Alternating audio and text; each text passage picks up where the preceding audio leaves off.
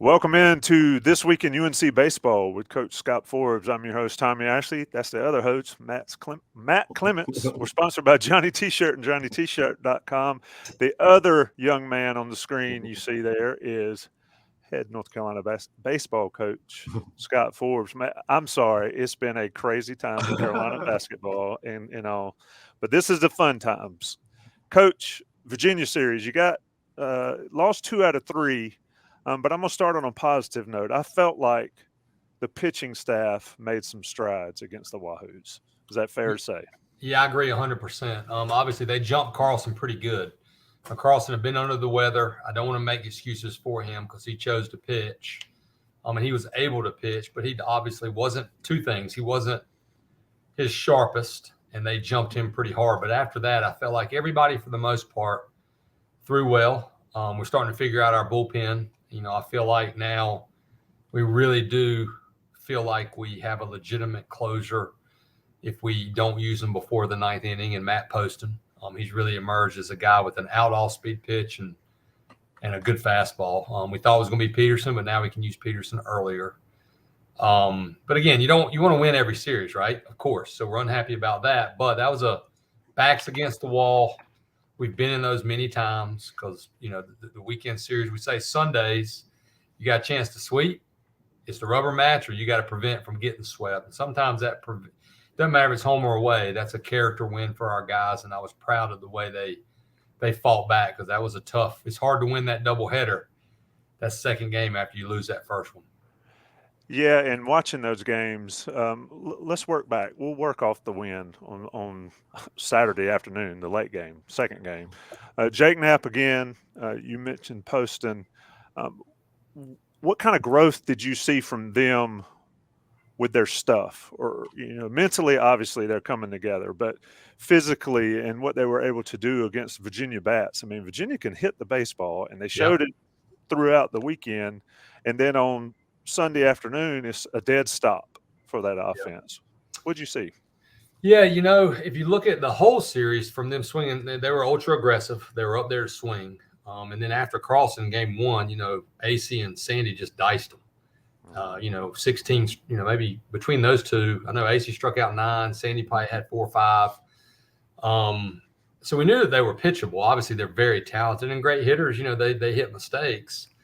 I thought Knapp showed you the type of stuff that he has because he still walked 5, but they weren't bad walks. There's sometimes it can be a good walk because you don't want a certain guy to beat you, like a Galoff or a Teal. And then he made some really big pitches when he had to.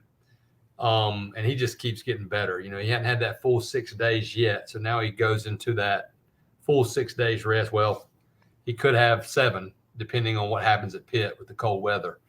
But I think his velocity will only climb. His off speed keeps getting better.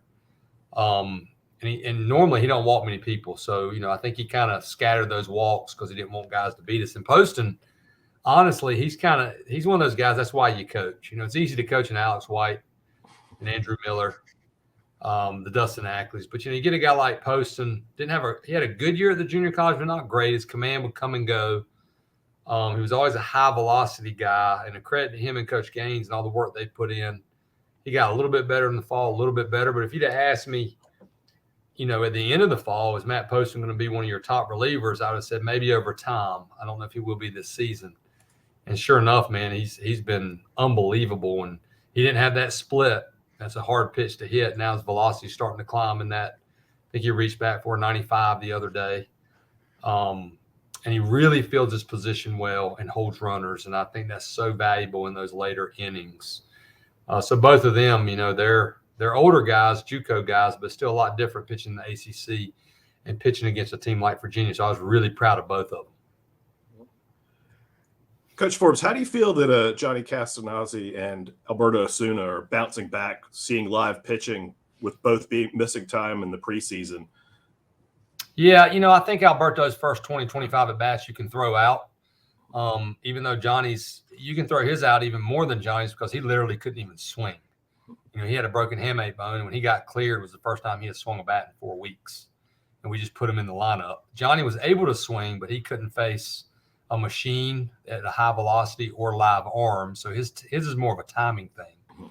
So I think Johnny's timing will come back pretty quick, because he's able to swing at 100% right away. But both of them are making great progress. Johnny off the bench the other day, he scalded that ball to second base, and sure enough, grounded into a double play, but he still hit it hard, and then he hit the big home run. Any run against Virginia is a big run because, they're probably the best offensive team, top to bottom, potentially in our league, if you look at it. So they're both doing great, and they're starting to get back to form. Yeah. Also, I noticed that you move Vanderbreak down to 6th on the order on Friday while moving Alberto up to cleanup. How long do you think it'll take for the ACC pitchers to figure out a scouting report on Vanderbreak? He's second on the team with 7 home runs behind Horvath with 8. Well, I think they're trying to figure it out. Parker, we just felt like in that matchup doesn't mean it was the right call because we're human beings too. It was a tough matchup on Vanderbreak, just the way his swing works. But we moved him right back in it because for me, I do like someone in there. In a perfect world, we start sandwiching some guys like Vanderbreak or Cook in between some of those heavy hitters that don't run. So you have a little bit of speed and some action you can do as well. So I think you'll still see Vandy in there. Cook is starting to come along extremely strong. He's starting to have better and better at bats. Both those guys run. So if we can spread out a little bit between Assuna, Frick, Stokely, Castanazi, that helps a little bit, as far as the dynamic of the lineup. Let me, and we'll bounce around here. This is certainly UNC Baseball with Scott Forbes. Got to keep him on his toes so there's no question list. Let me ask you about double plays, grounding into them and turning them. I believe if the stats are correct, and it sounds low, 5 for North Carolina on defense this year. That seems low. Is that a function of the infield middle guys still trying to figure it out, or what's going on there, if anything? I would have to honestly, I looked at the same thing this morning. I was scouring through all the stats. I think, number one, you look at how many ground balls and how many fly balls have been given up and where those base runners are and how many potential double plays that we have had. The negative of the shift is it's harder to turn a double play if you are in a true shift because the throws farther and the infielders have a longer separation. As the season goes along, sometimes we have more data analytically. We still try to get to where we can cover maybe a little bit of a shift, but also turn a double play. I think that number is going to increase because both those guys have been pretty dang good defensively. We had that one hiccup game where every infielder threw a ball away. But I think that'll pick up. Grounding into double plays, you don't want to ever. It's a rally killer most of the time. But like in a situation where Johnny did the other day, at the end of the day, when you have an at bat, you're trying to hit the ball hard. Obviously, there are times you want to try to get it into the air, but hitting's hard. So if you get a pitch and you hit it hard, that's usually a good thing. And Johnny just hit it right to him. But I think it's more. I don't think we've had a ton of opportunities to turn them. Yeah, I mean it's interesting to watch. Obviously, you remember when you're hitting and you got bases loaded, no outs, or then you strike out and then have a double play or something like that. So that you're right about the momentum there. I'm going to step on Matt's question. Let's talk about Casey's catch and then his evolution into an outfielder out there. You've locked down the right field side, it looks like to me. What's your take there? Casey came in as an infielder. He had the shoulder injury last year, so he had to miss the whole season. But one thing we noticed was he was a good second baseman defensively, but he was phenomenal when there was like a floating ball in the air. Virginia's second baseman made a really good play on us in the first inning. Might have been of game 1 where he went a long ways and caught it. Casey was really good at fly balls. And we thought he was a little behind some of our other infielders. So we said, okay, we need to get him in the outfield. He moves well. He's got enough arm to play right. And Coach Howell, who coaches our outfielders, spent a lot of time with them. And he keeps getting better and better and stronger and stronger. If anything with Casey, we had to stay on him about, making sure he doesn't get lazy and catching balls like Andrew Jones down here because it's easy for him. Like catching a fly ball is really easy for him. He has a good first step. But he hasn't worked on that play. But Coach Howell's worked really hard with our guys. Like, okay, that you got to get to that wall as fast as you can if you have a chance to make a great play against the wall or going into the wall. In case he had no fear of that padded wall and somehow came up with that ball. It was one of the best plays I've seen in a long time, and a huge play for us. That was the difference for me, game 3 compared to game 2. We didn't make plays I thought we should have made. Now, obviously, we need to score more than 3 runs, but we could have won that game 3-2. Game 2, if we made more defensive plays, but game 3, we made every play and some big plays. So that was the biggest, preventing a 2-run home run. So, Coach Forbes, when you talk about the shift, and you've mentioned before the range that Horvath, Vanderbreak, and Wilkerson have, how do you work with the analytics to figure out the best place to put them? And then also with their range and like zone rating or outs above average, which are, I guess, analytical type stuff, how does that sort of showcase the defensive skills that they have, basically having 3 shortstops in the that's where you can not play as much as a set shift. You know, if you have Johnny at second base, you're going to put him more in a shift. Like, this is where you got to be because your range is limited. Those guys have more range. And we talked about that today. As a matter of fact, we worked out in the indoor because we're going to play on turf tomorrow night. Then we're going to play on turf this weekend. And we just talked about, like, our errors have not many, knock on wood, have come from the glove. You know, a lot of them have been coming from the throw because these guys get to the throw, but they've still got to be accurate and shuffle their feet. But they're going to get to more balls. And when you get this information, you know, we have it. Our analytics team does a good job, but we also scout ourselves. You know, you have to you look at it and you're like, okay, this is pretty obvious that Teal hits the ball here on the ground. And then you have to be okay. Like the other day against Virginia, they bled us to death. In game 2, they got a bunch of CNI singles, and that's just part of the game because you don't necessarily pitch towards the shift. You pitch towards your pitcher's strength. But I think, you know, the key to turning more double plays, like we talked about, is you have a decision to make. Are you going for 1 out here and playing a deeper shift? Or are you trying to stay close enough where we can turn that double play? And we started doing that later in the season last year. We started pinching the middle a little more, not traditional pinch the middle, and we started turning more double plays. So I'm hoping that'll be the case. But a shift is a shift. You know, if you grab an out, chances are you're going to prevent that big inning. How special is it going to be to go up to Charlotte and see Coach Woodard, you know, obviously a UNC pitcher and assistant coach here, and get a chance to see him in charge of his own program and doing well? Yeah, no doubt. When I looked at, number one, I told Woody, because, you know, I'm really close to Woody. I coached him. And I'm proud of him, but he's a Tar Heel through and through. You know, if there's somebody that I know that's pulling hard for UNC baseball every game, it's Robert Woodard. So therefore I do the same for Charlotte.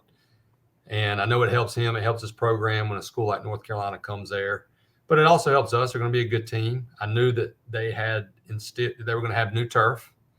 And I knew that we were going to have to go to Pitt and play at turf. We're going to have to go to Notre Dame and play at turf. And a lot of people are like, well, it's easier. Well, of course, the ball's not going to hop as much, but it's a different game. The ball's a little bit different. So the more you can get on it, the better. But it's going to be awesome just to help his program. I don't want to help him with anything, though, except us being there, because I want to get on the bus with a win.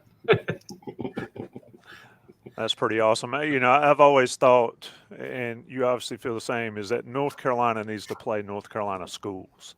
And in every sport, football is a little bit different, but especially in baseball. I mean, how important is that for you as far as the state of North Carolina, sort of the rising tide raises all ships within the borders, you know, except maybe State and Duke?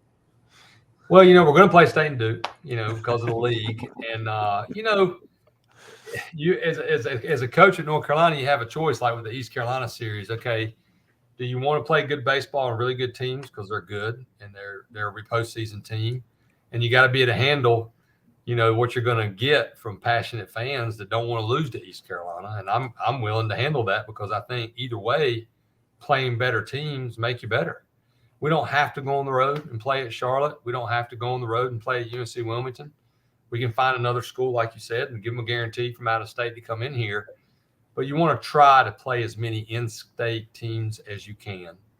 And for me, if I'm going to go on the road, I want it to be, you know, against a quality opponent that has a chance to potentially make the postseason that's going to help us get better. And I feel that's the case with Charlotte. We can't go to all of them every single year, but I agree 100%. You want to try to play in-state schools as much as possible. Yeah, and it's fun for the fans, and it's fun to see, North Carolina take care of business within the borders. For some of those schools like East Carolina, UNC Wilmington, that like to chatter about how good they are and then step up and play them. Let me ask I'm just curious question is, what do you think as a baseball guy about the shift? When you boil it down, not as an effective plan or whatever, but in general, I don't like it, just to be honest, as an old school baseball person. Yeah, I'm probably right in the middle. I would be fine if they got rid of it like they have in the big leagues. I will say when it's like a shift that's drastic, I don't love it. Because I'm like, man, like, come on, like, this is the guy scalds a ball, a one hop to right field, and the second baseman is standing there. Like they are against Hunter Stokely. I feel like Stokely would be hitting about 390 right now if they didn't have the shift. So I'm 50-50, but honestly, I might even be more. I might be 70 in favor of getting rid of it. So, Coach Forbes, who do you expect to start in Charlotte and then on Wednesday at the Bosch against High Point? And do you have any revisions to the weekend rotation with how everything's been going? Weekend rotation will be the same. We're going to start Kevin Acey tomorrow night against Charlotte. Acey came out and showed what we thought. We thought he was going to be one of our best guys. And he's looked more like himself even in the bullpens before Virginia. Probably going to piggyback potentially with AC Will Sandy tomorrow night. Will's really going to help us out of the bullpen because he's been so good against lefties. His breaking ball has improved so much. And then the plan is to start Kyle Percival at home on Wednesday against High Point. Anybody injured or anything? Assuna back, obviously. Castanazi back. Are you dealing with any other significant injuries that could affect the lineup? Not significant. We got a couple, nicks and bruises, but everybody will be good to go. And that's what was good about having Sunday. We actually got 2 days because this week I challenged our guys today. I said, it only gets harder. You guys, you look, BC goes to Virginia Tech and wins 2.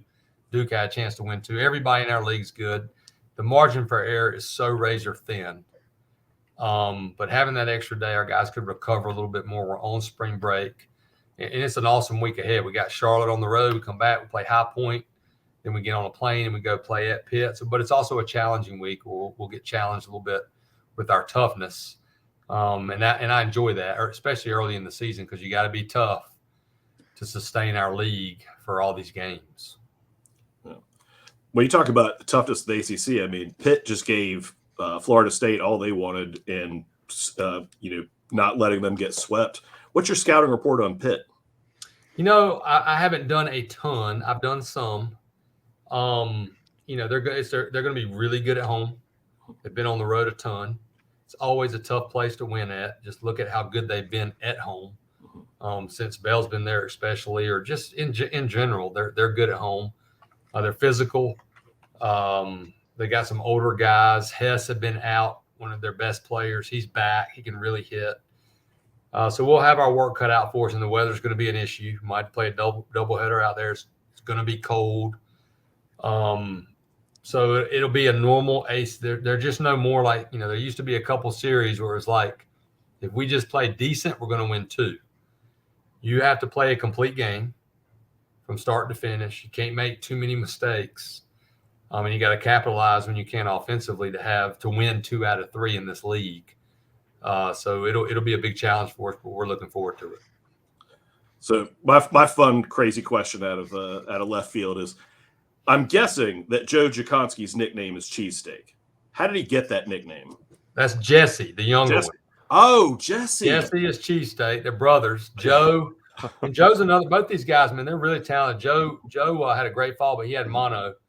And he's starting to now finally get back to form. That's a tough thing. He had it preseason. It was a severe case, so he was out. He literally couldn't do anything. He's about like Alberto. But his younger brother, Jesse, was always talking about cheesesteaks in Philly and which best place. And somebody just started calling him Cheesesteak, and it's stuck ever since. You got to have nicknames in baseball, man. There are so many classic ones. That might be a strong one though. Cheesesteak. Yeah, it is stuck, and it helps because their last names are the same. Yeah. So we just deal with it, and I think that's cool though that they two brothers here at the same place. Pretty neat. Last question before we let you get out of here, and we're talking to Scott Forbes, of course, on This Week in UNC Baseball. What's the locker room like? How, just sort of tell fans about how fun, and I'll give you a story. First of all, you need to make sure the guys look before they cross the street leaving Bosch. I was driving down the other day to go to Mac's practice, and I'm not going to call the names, but they need to look before they cross. I hope the they weren't on that stupid phone. I didn't see phones. I will say I did not see a phone, but I saw my life flash before my eyes. Oh gosh! But it wasn't. So we almost had an injury, courtesy of Inside Carolina. Really, I would have turned around and left and phoned it in. But just those guys seem to really enjoy that and enjoy playing together. And I say that because at the game where the lights didn't come on, everybody could have been bummed, teed off, mad. I know you were not pleased, but your guys were over there tossing the ball around, playing keep away, and all the different games they play. I thought it was just really neat to see guys that really enjoy playing the game with each other. Yep. And you see that every day. Yeah, the locker room is theirs. I always make that really clear to them. I try to only go in brief stints. We meet in there sometimes. But I played college baseball, and I played for Coach Fox and Coach Gaines. Coach Weirs played here. Coach Howell played here. I didn't play here. But the locker room's a special place, and every team, I explain to our players, every team's unique.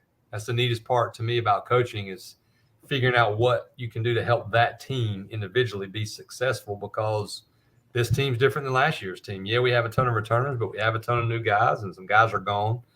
But one thing we work really hard on here culture-wise is we want this place to be a place that is the place you look forward to being at the most. And the only way for that to be the case, win, lose, whatever's going on, you got to remain positive. It's got to be a great environment.